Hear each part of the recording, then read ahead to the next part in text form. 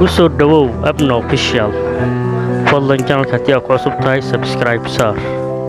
Asalaamu calaykum waraxmatullaahi tacaala wabarakaatuh. halkaad iga daawanaysid waa channelka abna official. fadlan channelka haddii aad ku cusub tahay subscribe saar si ku gaara muuqaalada xiga. muuqaalkan waxaan kaga sheekeynaynaa shirkadda saacadaha ee loo yaqaan Rolex. dabcan qof waliba Rolex wuu maqlay.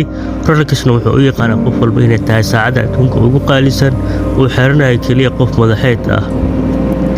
waagii hore saacadda waxaa la gashan jiray jeebka waxaa jiray shakhsi lagu magacaabo Hans Wilsdorf aasaasaha shirkadda Rolex ee saacadaha. asaga iyo xaaskiisa iyo walaalkiisa waxay keeneen fikrad cusub. waxay isweydiiyeen maxaa awoodnaa oo aan sameynaa.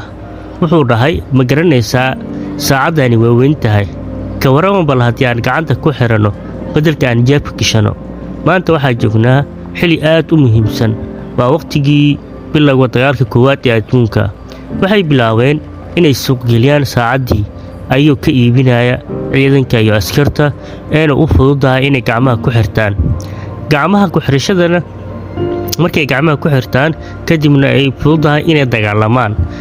waqtigii saacadda meesha ay maraysana ay ka arki karaan. waxay magac ahaan u doorteen Rolex. waxay dareemeen inuu magacani yahay mid dhawaqiisu mid aad u fudud caalamka dhanna ay ku dhawaaqi karaan.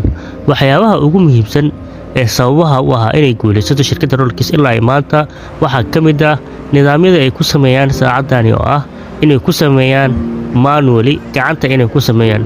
xitaa macaadinta laga sameeyo saacadda Rolex isla iyada ayaa sasmeetato oo ayada ayaa soo saarato. saacad waliba oo Rolex waxay qaadanaysaa in lagu sameeyo mararka qaar sanad mararka qaar sanad iyo bar. saacad waliba oo Rolex waxay leedahay sumad number oo qaas ah oo ayada u gaar ah. dadka badankoodu waxay iibsadaan saacadda Rolex maxaa yeelay waxay ku tiriyaan inay tahay saacad asal ah qiimaheeduna aad u kordhayo marmar ka dambayso. haddaba adigu ka shaqsiyan ma ku fikirtay inaad la timaado horumar midda ay la timid Rolex ku dhowaad 80 sano ay ka shaqeynayso saacaddeeda caalamka oo idil magaceeduna adduunka oo idil ka hirgalay. fadlan channelka haddii aad ku cusubtahay subscribe saar si ku soo gaara muuqaalada xiga.